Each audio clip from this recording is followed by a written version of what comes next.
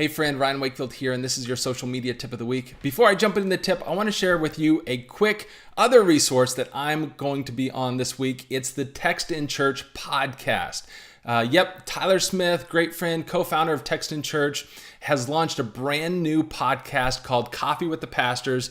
You can see here, and I'm honored to be episode 1. We're talking about how to leverage surveys to gather guest feedback. It's absolutely crucial. If you're interested in reaching more people, then why not get feedback from new people and change accordingly? And we're not talking about changing your mission, changing what you're preaching on. We are talking about is understanding the experience from the lens of the guest and how you tweak and make changes, but getting that feedback is absolutely crucial. That's going to be on the Coffee with the Pastors podcast. Highly recommend it. Tyler Smith, Text in Church, great organization, smart guy, got a lot of great resources for the church. So check that out. So let's jump into the tip of the week. A lot of people are interested in doing more with Facebook groups. Mark Zuckerberg recently came out and said, hey, we're changing the mission of Facebook. They recently hit 2 billion users, and then he proceeded to change the mission and then talked about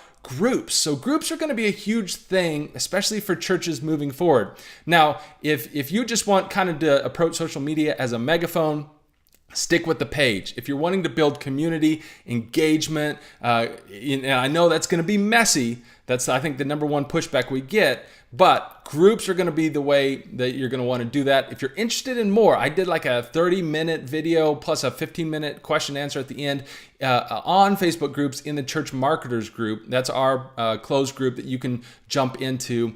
And I'll put a link below to this if you want to get into the group and learn more about that. We're always doing some kind of Q&A and throwing ideas back and forth and sharing our own experience. So it's a great group. But there's 2 features that Facebook recently rolled out relative to groups. One is you can connect your group. So if you're a church or a nonprofit and you've got a group, you can now connect that to your page.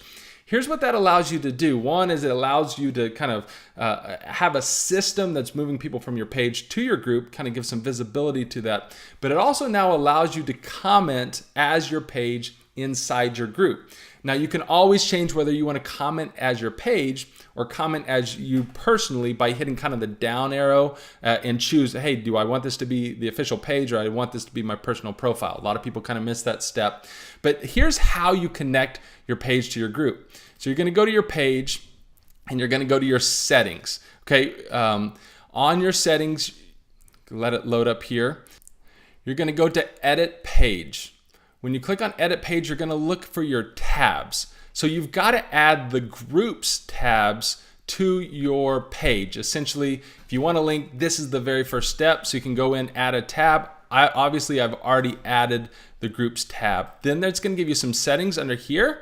So you can use this to share it, but you're not done yet once you've added the groups tab. Once you've added the groups tab, you're going to now go back to your page and you're going to go over here once this groups shows up, and you can move that up and down based on where you want it to show on the tab. And now you can click link your group, and this is where you can go in and it's going to give you options to link your group. So now your group will be linked to your page. So this is our Church Marketers group that's linked to our social church page. And now if you come over to the Church Marketers group and you look at the members, now your page is an admin over here on the group. Does that make sense? So that's how you tie the 2 together. And now here's the other thing that Facebook is allowing. It's allowing you to recommend other groups. So for church marketers, I've got some other great church communications groups that are really helpful in the church space that you can check out on top of the group. So it's a way you can network with other groups that maybe you find valuable. But for a church, you might say hey, we've got a group for our volunteers, we've got a group for our stay-at-home moms, we got all these other groups or whatever it is. You can link those here so people can find your other groups. Here's how you do that. Go to your group and then click on these 3 dots, and then you can click link existing group. You can create a new linked group or create a new group. So if it's an existing group, you can click that. Now it's going to give you an option to link groups that you are an admin of, and then they'll start to show up on top of your group.